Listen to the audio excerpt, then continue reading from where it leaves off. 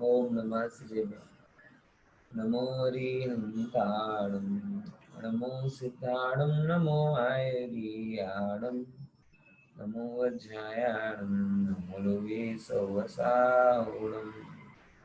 मोक्षमार्गस्य नेतारं वेत्तारं कर्मभूभृतां ज्ञातारं विश्वतत्त्वानां वन्दे तद्गुणदामरे।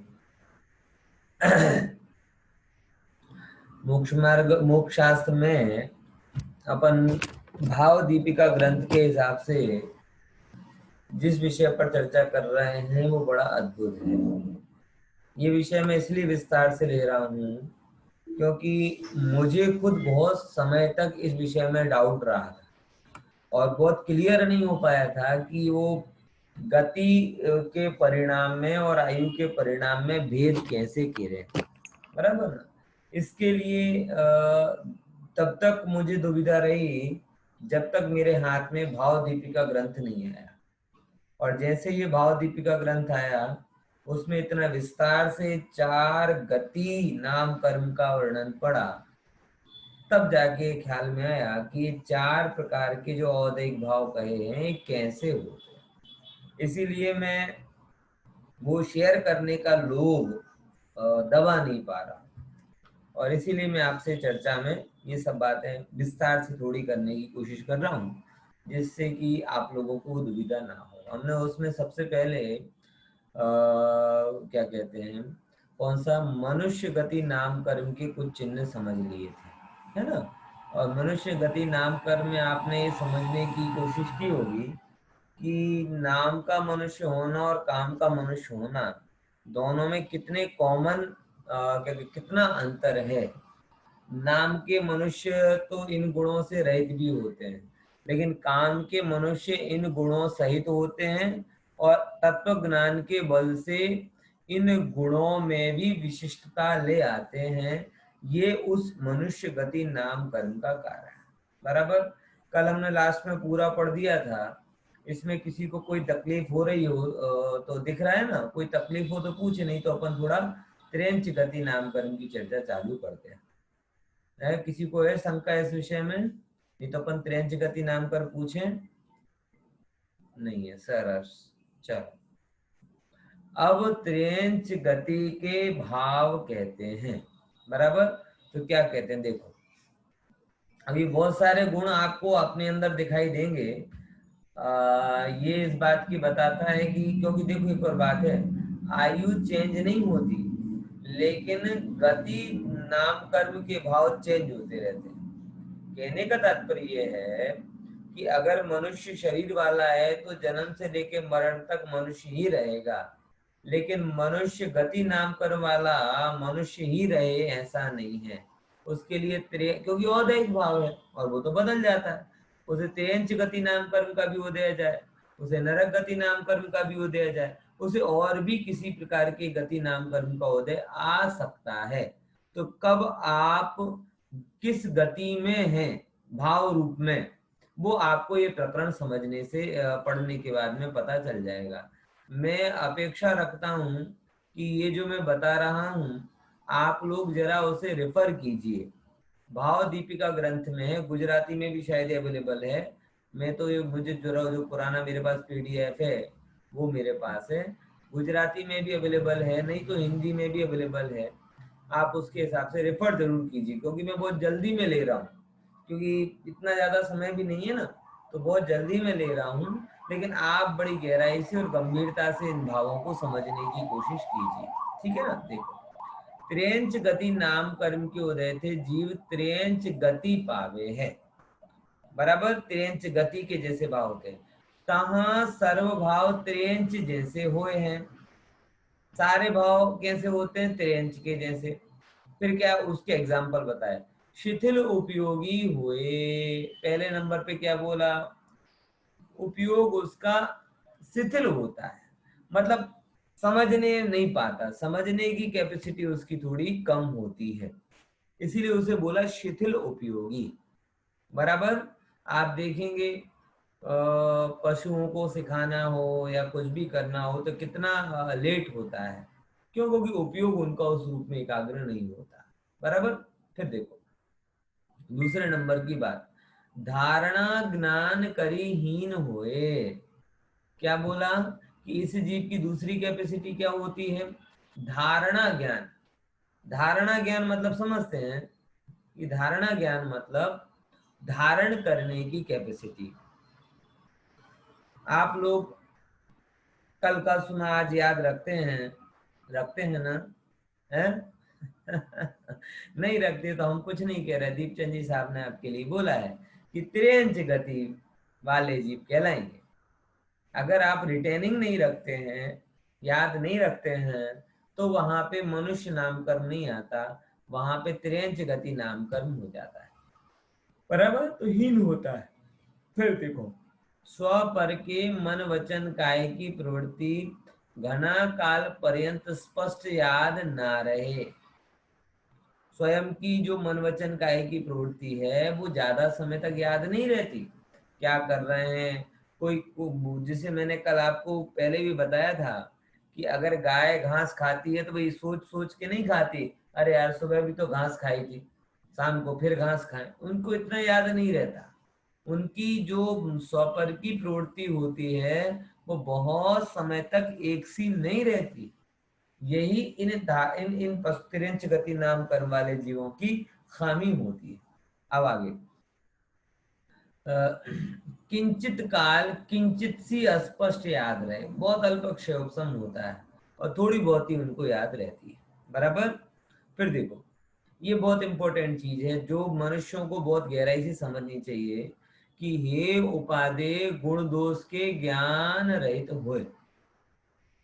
कि पशुओं को विवेक नहीं होता कि क्या है ना क्या उपादे। आप देखते हो कि गाय है, गाय गाय को लोग मैं कई बार देखता हूँ कि वो रोटी बचती है, सब्जी बचती है तो पॉलिथीन में रख कर चले जाते हैं, और वो गाय भी क्या करती है, पॉलिथीन के साथ ही उस रोटी को खा लेती है। अब मैं तो ये समझ नहीं पाता कि खाने वाला त्रियंच है कि रखने वाला त्रियंच है। समझ में आया? क्योंकि खाने वाले में तो शास्त्रों में लिखा है कि हे उपादेय गुण दोष के ज्ञान से रहित होता है।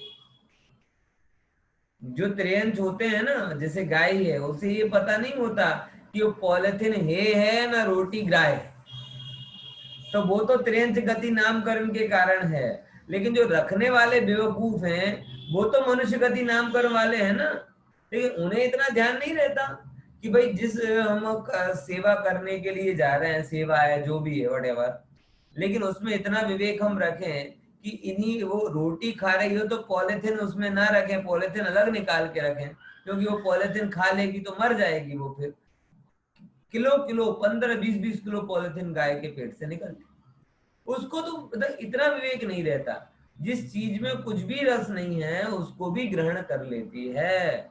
ये उपादेय गुण दोष के ज्ञान से रहित होती है। मैं कई बार जब बहुत सारे मनुष्यों में देखता हूँ कैसे जर्दा खा रहा है, मावा, मावा क्या है, पत्ती तो ये एक प्रकार की है, कोई गुण है उसके अंदर, दोषी दोष भरे हुए, कहीं से भी उचित नहीं है। लेकिन ये मनुष्य गति के भी नामधारी मनुष्य, काम के त्रियंच, उन्हें ये पता नहीं रहता है कि क्या है ना क्या उपाधि, क्या छोड़ने लायक है क्या ग्रहण करने लायक है, बताओ। है? तो वो समझ लो कि मनुष्य गति नाम कर्म नहीं चल रहा उनके लिए, त्रियंच गति नाम कर्म का उदय चल रहा है। मनुष्य होते हुए भी वो त्रियंच की भांति आचरण कर रहे हैं। गुण ये उपाधि का ज्ञान तो नहीं होना, ये त्रियंचों का लक्षण है। आप पे कई जगह लगाता हूं कि भाई किसी भी व्यक्ति से आप पूछा जाए ना भाई क्या करना चाहिए, बोले साहब बहुत बढ़िया, सुबह से उठकर मंदिर करना चाहिए, अभिषेक में जाना चाहिए, पूजन पाठ करनी चाहिए, स्वाध्याय करनी चाहिए। फिर करते हो कि नहीं करते, बोले करता भले नहीं लेकिन उचित ही है। तो तुम्हें ये उपाधि का ज्ञान का, अगर ये उपाधि का ज्ञान होता तो करने लायक चीजें करते, छोड़ने लायक चीजें छोड़ देते। है? यानी समझ लेना, मैं एक मनुष्य गति का एक बहुत बड़ा गुण ये मानता हूं, दृढ़ता। आप सब लोगों से भी मेरा बहुत खास खास आग्रह है कि हम लोग मुमुक्षु जन्मजात तत्वकार के तत्व ज्ञान के संस्कारों में बड़े हुए। हमने शिविर पढ़े, गुरुदेव की वाणी सुनी, पंडितों के प्रवचन सुने, जिनवाणी सुनी, तत्व ज्ञान के संस्कार हमको गढ़थूती में मिले, और क्या हे है क्या उपादेय है, लगभग लगभग जो थोड़ा बहुत भी समझदार होगा वो इस बात को भली भांति जानता है। बट अब होता क्या है, कौन से गुण की कमी के कारण हम नहीं कर पाते? दृढ़ता। कौन से गुण की कमी? दृढ़ता। एक जो उपादेय को उपादेय जानकर स्वीकारना, धारण करना, और हे को हे जानकर छोड़ना, इसके लिए जो अनिवार्य दृढ़ता है, वो दृढ़ता नाम का गुण हमारे अंदर में नहीं दिखाई देता है। इसीलिए ये जो सुने हुए का भी हमारे लिए लाभ पूरी तरीके से नहीं हो पाता। इसीलिए मैं आपसे कहता हूं कि हेयोपादेय जानना ये मनुष्य गति का काम है, मनुष्य गति नाम पर। लेकिन हे को हे जानकर छोड़ना और उपादेय को उपादेय जानकर ग्रहण करना, ये गहन तत्व ज्ञान और तत्व निर्णय का परिणाम है। ये कोई गतिमति नाम कर्म से काम होने वाला नहीं। पॉइंट समझ में आया कि नहीं आया? ख्याल में है ना? तो आप इस चीज को गहराई से समझें। और खबर तो बधु छे पण थतु नहीं। अब बहुत कितने जीवन भर इस चीज को, आज एक बड़ी गजब बात मेरे से हुई। एक कोरोना के बारे में एक भाई से मेरी बात हुई, तो बोले अरे पंडित जी भी क्या चिंता है, अभी पंचम काल को खत्म होने में बहुत टाइम बाकी है। अच्छा, कहने वाले भाई की उम्र खुद 65 से ऊपर थी। तो मैंने सिर्फ एक ही बात कही कि पंचम काल के खत्म होने में कितना टाइम है ये मुझे बहुत अच्छे से पता है। कितने वर्ष बाकी हैं? 21,000 में से ये इतने वर्ष माइनस कर दो, भगवान महावीर के कुछ 2-2.5 वर्ष माइनस कर दो, यानी 19,000 19,500 वर्ष हैं, ये मुझे पता है। लेकिन मुद्दा ये है कि तुम्हारे कितने भाव बाकी हैं, इसकी गिनती है कि नहीं? एकदम घबरा गए, बोले ये क्या कह दिया। मैं सही बात है, पंचम काल के खत्म होने की डेट तो मुझे पता है, लेकिन तुम्हारी पर्याय पूरी कब हो जाएगी इसका पता ना तुम्हें है ना मुझे है। वो बात इस पे कह रहे थे, है? वो बात इस बारे में कह रहे थे कि अरे कोरोना से क्या घबराना, पंचम काल के खत्म होने में बहुत टाइम है। तो मैंने कहा कि इन्हें पंचम काल दिख रहा है, मनुष्य पर्याय नहीं दिख रही। उनसे पूछा जाए कि एक्टिवली इफेक्टिवली कितना काम कर सकते हो, 5-10 वर्ष भी, पता है, सब पता है, लेकिन दृढ़ता नहीं है। तो वो ज्ञान कोई काम में आने वाला नहीं है जिस ज्ञान में दृढ़ता ना। पॉइंट समझ में आया? आप कौन बनेगा करोड़पति में बैठे हो, 5 करोड़ 7 करोड़ का प्रश्न हो और आपको आता हो और वो कह रहा हो कि नहीं लॉक कर दें, लॉक कर दो, लॉक तो नहीं करना, एक काम करो 7 की बजाय 6.5 करोड़ दे दो, लेकिन ये मेरा आंसर है, पक्का मुझे पता है, लेकिन लॉक मत करो। 6.5 की बजाय 6 दे दो, 5.5 दे दो, 5 दे दो, बार्गेनिंग करने लगोगे तो क्या मिल जाएगा? है? वो आपको अगर वो इनाम जीतना है तो दृढ़ता पूर्वक यही उत्तर है, ऐसा लॉक करना पड़ेगा, तब जाके आपको वो करोड़ मरेगा करोड़पति में करोड़ों का वैभव मिलेगा। मैं आपसे कहता हूं कि निर्णय के बिना कौन बनेगा करोड़पति में करोड़ रुपया नहीं मिलते, तो निर्णय के बिना कौन बनेगा मुक्तिपति में सम्यक दर्शन कैसे मिल जाएगा, सम्यक ज्ञान कैसे मिल जाएगा, वेद ज्ञान कैसे हो जाएगा? आप वहां अमिताभ बच्चन के सामने तर्क कर सकते हैं कि मुझे पक्का पता है पंडित जी, पक्का पता है अमित जी, उत्तर तो यही है, उत्तर तो यही है, लेकिन बस लॉक मत करो आप, तो कुछ नहीं मिलेगा। गलत उत्तर देने पर तो नुकसान होता ही है, लेकिन सही उत्तर लॉक नहीं करवाने का भी नुकसान होता है। ख्याल में आया? ये पता होगा, जो जो सीरियल देखा होगा उन्होंने कभी पहले, तो उन्हें ये पता होगा जो मैं कह रहा हूं कि गलत उत्तर देने पर तो आप बहुत नीचे आ जाते हो, बहुत नीचे हो, 3 लाख करीबन मिलते हैं, ऐसा सुना है। लेकिन सही उत्तर नहीं देने पर भी बहुत बड़ा नुकसान होता है। जैसे आप 1 करोड़ पर हो और 7 करोड़ के प्रश्न का उत्तर आपको सही पता है, लेकिन आप सही नहीं दो, निर्णय नहीं करो, तो आपके 6 करोड़ का नुकसान हो जाएगा। हम भी वही कैटेगरी मान है कि गलत उत्तर तो नहीं दे रहे, गलत उत्तर देने पर तो बड़ा नुकसान हो जाएगा, लेकिन सही उत्तर को भी लॉक नहीं कर रहे, तो जो बड़ा लाभ होना चाहिए ना, वो बड़ा लाभ हमारे लिए नहीं होता। अधिकतर मुमुक्षु आज इसी कंडीशन में बैठे हैं कि बात सब भली भांति पता है, लेकिन दृढ़ता की कमी है। बराबर। तो आप ऐसे टैली भी कर सकते हो कि नुकसान तो नहीं हो रहा, लेकिन हम ऐसे भी टैली कर सकते हैं कि बड़ा लाभ से भी तो नहीं हो रहा। बराबर। तो नुकसान नहीं होने के लिए त्रियंच गति है, लेकिन लाभ लेने के लिए मनुष्य गति है। आप समझ में आया क्या कहना चाह रहा हूं? कि नुकसान नहीं होने के लिए कौन सी गति है? त्रियंच गति। वहां ज्यादा नुकसान नहीं है, लेकिन लाभ कमाने के लिए कौन सी गति है? मनुष्य गति। इसीलिए जब सीजन का टाइम होता है, हमारे यहाँ पे गांव में जब व्यापार वाला बिजनेस होता है ना, बिजनेस जो होता है गांव ग्रामीण बिजनेस, उसमें अधिकतर धंधा किसमें होता है? सीजन में होता है।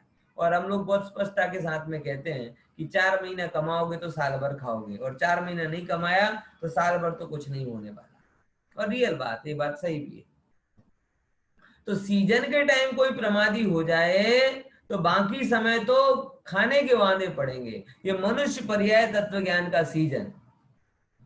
बाकी त्रिंच पर्याय में तो खर्चा पानी निकल जाए बहुत है। बराबर। तो सीजन के टाइम प्रमादी नहीं होना, सीजन के टाइम पे तो क्या कहते हैं, बहुत पुरुषार्थी होना चाहिए। बराबर। देखो अब यहाँ पे अपन आगे बात करते हैं। हे उपादेय गुण दोष के ज्ञान से रहित हुए। बराबर। और क्या होता है? शास्त्र पढ़ने, त्रियंशों की बात बता रहे हैं कि जो कैसे होते हैं। हे उपादेय गुण दोष के ज्ञान से रहित होता है, शास्त्र पढ़ने व अक्षर सहित शब्द बोलने की शक्ति रहित हुए। क्या कमी होती त्रियंशों को? शास्त्र पढ़ना नहीं आता। कहते ना, भैंस के आगड़ भैंस आगड़ भागवत नहीं करवी। बता रहे ये इसका दृष्टांत। शास्त्र पढ़ने का अधिकार उनको नहीं होता, अक्षर बोलने की क्षमता नहीं होती, और विवेक नहीं होता। विवेक नहीं होता, क्या करनी है क्या करनी है नहीं पता चलता। मैथुन आदि संज्ञा जिनके उघाड़ी हुए, यानी काम आदि विकार जिनके लिए ऐसे कुछ नहीं दिखाई देते, व्यक्त रूप में सबके सामने वो काम करते हैं, ये पशुओं के लक्षण है। मनुष्य भी बहुत अंश तक पशु बनने पे जा रहा है, और इसके लिए ये सारे विकार उसके अंतर्गत आ रहे हैं। अब देखो क्या क्या करता है, और उसकी खाने की इच्छा क्या क्या होती है। घास खाने की इच्छा हो, लकड़ियां खाने की इच्छा हो, कड़वे पत्रादि खाने की इच्छा हो, मांसाहारी हो तो मांस खाने की इच्छा हो, सूकर आदि हो तो मलमूत्र आदि खाने की इच्छा हो। उनके उनके स्वप्न में भी यही चीजें आती। इनसे सही होता, मनुष्यों को ये नहीं आता। कितना ही भूखा से भूखा मनुष्य होगा तो भी खाने के रूप में तो भोजन की ही इच्छा रखेगा, घास पत्ते की इच्छा नहीं रखेगा। ये इस मनुष्य पर्याय की बात यहाँ पर आती है। बराबर समझ में आया? देखो फिर आगे देखो, मुख थकी मुख में कवला हार करे। अब ये बड़ी बात है। डायरेक्ट हाथ से नहीं करना, घास खाना है तो डायरेक्ट मुंह को वहां लेकर जाना। पानी पीना है तो मुंह को वहां लेकर जाना, ऐसे ग्लास लेकर। मुख थकी यानी होता कवला हारी है, लेकिन हाथ से अपन कौलियो बना के खाते हैं, पशु वैसा नहीं करते। इतनी विशेष बात। अब देखो, किंचित शास्त्र सुनने की, अर्थ धारणे की, किंचित विशेष सहित जीवादि का तत्व श्रद्धान रूप सम्यक व देश संयम धारणे की शक्ति होए। अब ऐसा नहीं है कि बिल्कुल अभागे होते हैं, कुछ पॉजिटिव चीजें भी हैं। कौन कौन सी? कि जैसे शास्त्र सुनने की इच्छा, धारण करने की इच्छा। अब वो बात अलग है कि उन पशुओं को इच्छा होने पर भी संयोग मिले कि ना मिले। आज सच्ची बात है, मैं कई बार कहता हूं कि आप लोग मनुष्य पर्याय में इतना पुण्य करके आते हो कि अगर आप बैठोगे तो आपको 4 लोग पूछेंगे, कहेंगे कि ये बुक दे दें वो दे दें। अगर कोई पुरुषार्थी समकिति, क्या कहते हैं, समकिति भी पशु हो, कौन सा पशु? समकिति भी, अगर वो सभा में बैठकर शास्त्र सुनना चाहे, कोई कुत्ता आके, आप भी मंदिर में बैठे हो वो भी आके सुनना चाहे, तो आप बैठने दोगे क्या? गाय सुनने आए तो आधे लोग तो भाग जाएंगे, डंडे से मार मार के भगा दोगे। इच्छा होने पर भी पुण्य कम रहता है, तो अनेकों पशुओं को सुनने का अवसर नहीं मिलता है। ध्यान रखना कि जो मनुष्य होकर के भी ऐसा जिनवाणी में प्रमाद करते हैं, बराबर, वो ऐसे अंतराय कर्म बांधते हैं कि अगले भव में इच्छा होने पर भी, इच्छा होने पर भी ओहो उन्हें जिनवाणी सुनने को नहीं मिलती। समझ लेना, आज आप जिनवाणी के सामने प्रमाद से बैठे ना, बहुत सारे लोग मैं प्रवचन में सुनता हूँ, कभी कहता हूँ कभी नहीं कहता, अधिकतर नहीं कहता हूँ क्योंकि अच्छा नहीं लगता बस। लेकिन मैं व्यक्तिगत नहीं कहता, लेकिन सामूहिक जरूर कहना चाहूंगा कि कई लोग जिनवाणी सुनते टाइम पर एकदम अरुचि से बैठे रहते हैं, अन्य अन्य काम करते रहते हैं, उत्साह नहीं बताते हैं, सीखने की इच्छा नहीं करते हैं। वो लोग कई बार ऐसे कर्म बांधते हैं कि जिसके परिणाम स्वरूप अभी होने पर इच्छा नहीं है। कैसा कर्म बनेगा कि इच्छा होगी तब जिनवाणी नहीं होगी। क्या बोल रहा हूं, मेरी बात को समझ में आ रहा है? आज आपको क्या है, आज आपके लिए जिनवाणी होने पर इच्छा नहीं है, कल क्या होगा, इच्छा होगी लेकिन जिनवाणी नहीं होगी, संयोग नहीं होगा, इंद्रियां साथ नहीं देंगी, परिस्थिति साथ नहीं देगी, कुछ भी हो सकता है। इसीलिए पंडित रविंद्र जी का बहुत सुंदर एक वाक्य आता है कि महाभाग्य से जिनवाणी सुनने को मिली है, इसकी अरुचि करके अपने अभाग्य को आमंत्रित नहीं कीजिएगा। ये लाइन मेरी विचार है ना। महाभाग्य से क्या हुआ है, जिनवाणी सुनने का मौका मिला है, इसकी अरुचि करके, इसकी अरुचि करके अपने अभाग्य की क्या कहते हैं, इनवाइट मत कीजिए। बराबर। देखिए अपन थोड़ी सी अपनी आगे की चर्चा करते हैं। कहाँ गया, हाँ, और क्या चीज है वो देखो। तो इनको क्या होता है, किंचित विशेष सहित सांस सुनने की इच्छा हो सकती है, अर्थ धारण करने की कुछ कैपेसिटी होती है, किंचित विशेष सहित जीवादि तत्व का श्रद्धान रूप सम्यक व देश संयम धारण करने की कैपेसिटी होती है। देखो गजब है भाई साहब, आप सम्यक दर्शन पर ही अटके रहो और पशु पांचवें गुण स्थान को धारण कर लें, देश संयम धारण कर लें। स्वयंभू रमण समुद्र में सैकड़ों त्रियंचों के लिए कौन सा है, पांचवा गुण स्थान है। मतलब मनुष्य पर्याय की कदर में कई बार तुलना करता हूँ। बहुत सारे लोग ऐसा लगता है कि सम्यक दर्शन हो जाए बात पूरी, सम्यक दर्शन हो जाए बात पूरी। मैं उन सब लोगों से कहना चाहता हूँ कि भैया सम्यक दर्शन तो चारों गति में होता है, तो बात पूरी कैसे हो गई? अरे देश संयम हो जाए तो उसमें भी विशेषता नहीं है, क्योंकि वो त्रियंच गति में भी होता है।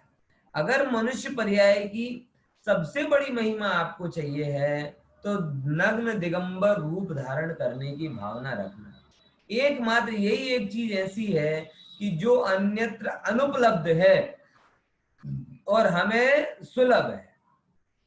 इच्छाओं के रोककर, आत्मा की रुचि को बढ़ाकर, तत्व ज्ञान आदि के माध्यम से हम भी उस परम पूज्य मुनि पद को पा सकते हैं, जिसको पाने के बाद में संसार तो चुल्लू भर दिखता है। बराबर। तो ऐसा वो पद धारण करने की हमारी इच्छा होनी चाहिए। अब देखो, अब एक इंद्रिय आदि की बात करते हैं। एक इंद्रिय आदि के लेपाहार भी होय छे। एक इंद्रिय मतलब कौन, ये जो पांच वनस्पतिकाएं हैं, निगोदिया जीव हैं, इन सबको लेपाहार भी होता है। लेपाहार होता है मतलब सब्जी का जो जीव है वो लेप के रूप में भी ग्रहण करता है। आप उसको लेप करोगे वो ग्रहण कर दे। पानी है ना, पानी, पानी के पेड़ पौधे क्या कर रहे हैं, मिट्टी में लिपटे हुए रहते हैं और उसी से वो अपना आहार ग्रहण कर लेते हैं, तो लेपाहार हो जाता है। बराबर। देखो जैसे मर्यादा रहित है आहार जिनके, अब ये देखो बहुत, ये बहुत इंपॉर्टेंट बात है। मर्यादा रहित है आहार जिनके, ये त्रियंच गति नाम कर्म का मर्यादा मतलब लिमिटेशन। जो दो, जब चाहे दो, जैसा चाहे दो, जहां चाहे दो। क्या क्या बोल रहा हूं, जो, जब चाहे, जैसा चाहे, जहां चाहे। जो मतलब द्रव्य, जहां चाहे मतलब क्षेत्र, बराबर, जैसा जब चाहे मतलब काल, और जैसा चाहे मतलब भाव। ये त्रियंचों के लिए है कि जहां पे कोई भी मर्यादा नहीं होती, कुछ भी खा लेगा,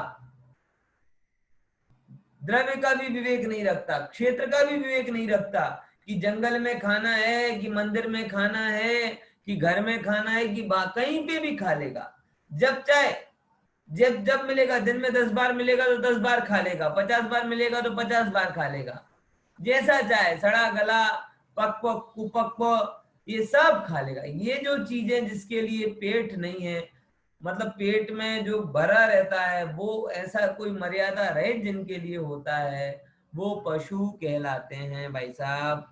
अगर मर्यादा रहित खाने वाले पशु हैं तो मनुष्य को कैसा भोजन करना चाहिए, है? मर्यादा से, मतलब जैसे पशुओं को बोला था, जो चाहे जब चाहे जैसा चाहे जहां चाहे, ये मनुष्य को नहीं होगा। मनुष्य जो चाहे नहीं खा सकता, वो देखेगा भक्ष्य है कि अभक्ष्य है, भक्ष्य में भी मर्यादित है कि अमर्यादित है, स्वास्थ्य के अनुसार है कि नहीं है, बात समझ में आ रही कि नहीं आ रही? ये चीज हमें समझनी चाहिए। लेकिन लेकिन आज मैं तो एक अलग बात कहना चाहूंगा कि कई मामलों में तो हम पशुओं से भी नीचे आ गए। जो चाहे जब, भले ही जहां चाहेगा उसे विवेक नहीं होता, लेकिन जब चाहे और जो चाहे नहीं खाता वो। अगर वो जो उसके लिए फिक्स है प्रकृति के अनुसार वही खाता है।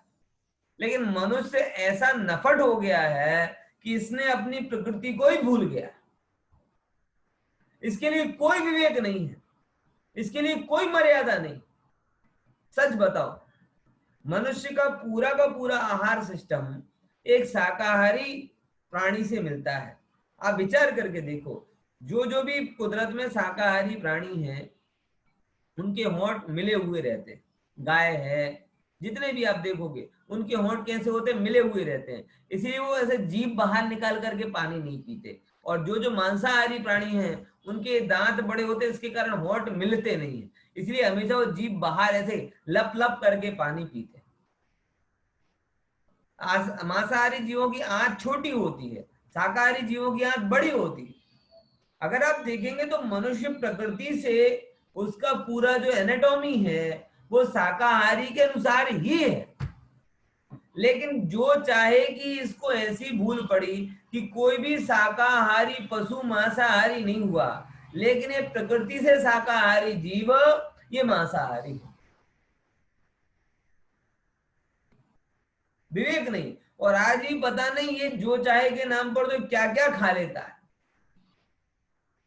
विवेक ही नहीं करता और खाता है, पशु से गिर गया है। मैं तो मतलब यहाँ तो कह रहे कि पशु मर्यादा रहित होते हैं, यहाँ तो मनुष्य मर्यादा रहित हो रहा है। तो इन मनुष्यों को तो त्रेंच गति नाम कर्म का नहीं, नरक गति नाम कर्म का उदय है। क्योंकि नरक में ऐसा होता है, खून खाता है, खाने पीने को तो मिलता नहीं नरक गति में, आपको पता है कि नहीं पता?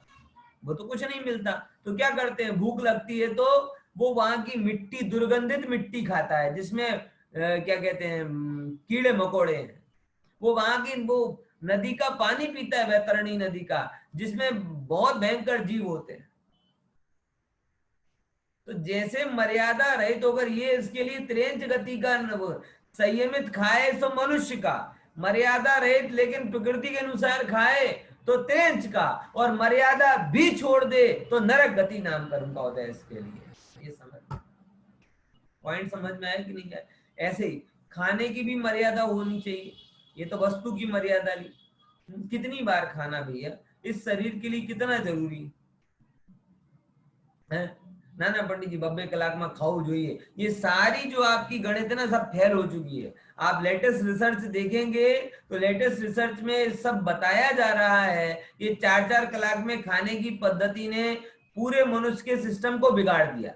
1 से 2 डाइट के बीच में 8 घंटे का मिनिमम अंतराल होना चाहिए, ऐसा लेटेस्ट रिसर्च है। आप अगर आप पढ़ते हो कभी तो आपको पता चलेगा, और मैं बकायदा इस पे पूरी बुक पढ़ चुका हूँ। 8-8 घंटे का डिफरेंट होना चाहिए। कैसे होगा? नाश्ते का सिस्टम हटा दो, अपने आप हो जाएगा। सुबह 10 बजे खाओ, शाम को 6 बजे खाओ, बात पूरी। ज्यादा स्वस्थ रहोगे। मुनिराज एक बार खा के काम चलाते हैं। और आपके जो कहते ना, दो आहार के बीच में जितना ज्यादा गैप रहेगा, उतना ज्यादा आपकी सेल्स एक्टिव होंगी, उतना ज्यादा ये शरीर खाने के अलावा कुछ और सोचेगा, आपकी क्षमताओं का विकास होगा। लेकिन हम तो वो क्या कहते हैं, आध कचरे ज्ञान डाइटिशियन न्यूट्रिशियन के चक्कर में पड़े हैं। वो कहता है 2 कलाक में खाओ જોઈએ, 4 कलाक में। तो शरीर को खाना और पचाना, खाना पचाना के अलावा तीसरा काम ही समझ में नहीं आता। होता है आप खाने के बाद में डाइजेस्ट करता है, तो शरीर की पूरी ऊर्जा किसमें लग रही है? खाने के बाद पचाने में, खाने के बाद पचाने। इसीलिए मैं आपको बहुत वैज्ञानिक आधार से बात कहना चाहता हूं। किसी को और विस्तार से चर्चा करनी हो तो मुझे बाद में पूछे। ये फेल थियरी हो गई है। कौन सी? और मतलब मैं चलो बाद में बताऊंगा कभी आपको, कि जो बार बार 2 कलाक 4 कलाक में खावा जो, ये जो मेथड है, फेल मेथड है। अपने यहाँ का जो जैन मेथड है कि भाई 1 बार खाओ या 2 बार खाओ, वो सबसे बेस्ट मेथड। में हमारे यहाँ कहावत आती है, 1 बार खाए सो योगी, 2 बार खाए सो भोगी, और बार बार खाए सो रोगी। क्या बोला? फिर से। 1 बार खाए कौन? मुनिराज। चौथे काल में सब लोग 1 बार खाते थे, मुनिराज 1 बार आहार लेते हैं।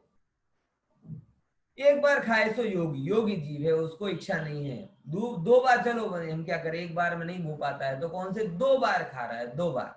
तो 2 बार खाए सो, 2 बार खाए सो भोगी। योगी नहीं है लेकिन क्या है? भोगी है।